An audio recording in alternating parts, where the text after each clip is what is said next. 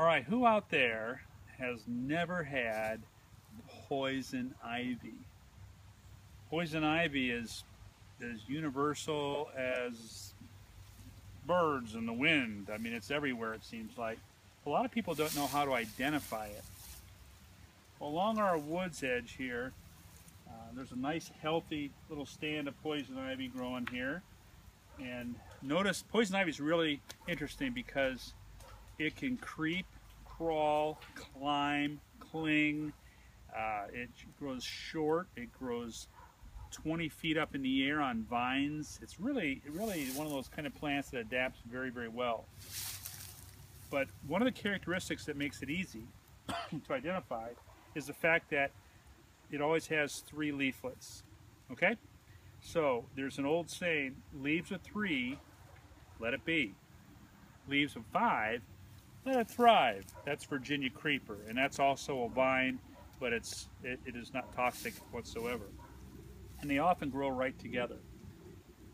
And poison ivy, what actually gives you the rash that is so prevalent, and some people are very, very allergic to it, is an oil that's in the plant. It's in the leaf, it's in the roots, it's in the stalk, it's in the stem, it's everywhere. And that oil, I'm itching right now, I'm not just talking about it. And that oil is called urushiol, U-R-I-S-H-I-O-L.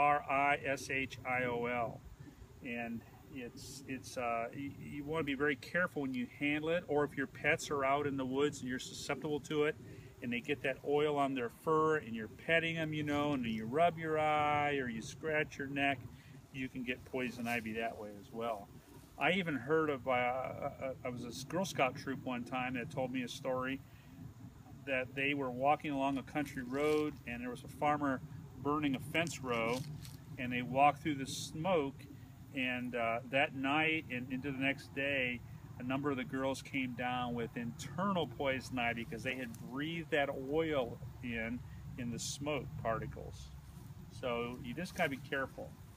I also want to talk about the colors of fall. There are 5 basic colors that we see. We see green, which is chlorophyll. That's what produces that. We'll see a brown color. You see the brown right in here. Okay, that, I know it looks dead. It's dying, but that's tannin. Oak trees are very high in tannic acid, and so that's normally what causes the brown color. The yellow color that you see here and here and here and here is called xanthophyll. And then the red color, a little bit of red here, a little bit of red here and here, that's anthocyanin. And then finally, the oranges that we see, and I don't see too many oranges in here, but when you do, that pigment is called carotene. And think of the charis, and that's where it gets the name from, carotene.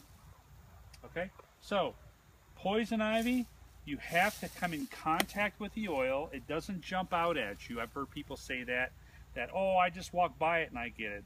It's not wind blown unless it's in smoke. But it does produce berries. In fact, if you can see right over here, you'll see some white berries up in this branch right here. And birds really enjoy those. It doesn't seem to affect them, and they'll winter over and feed off of poison ivy berries. So yeah, that's one of the common plants that everyone should at least be aware of. Remember, leaves of 3, let it be. Leaves of 5, let it thrive. And we'll see you next time on The Nature Dude.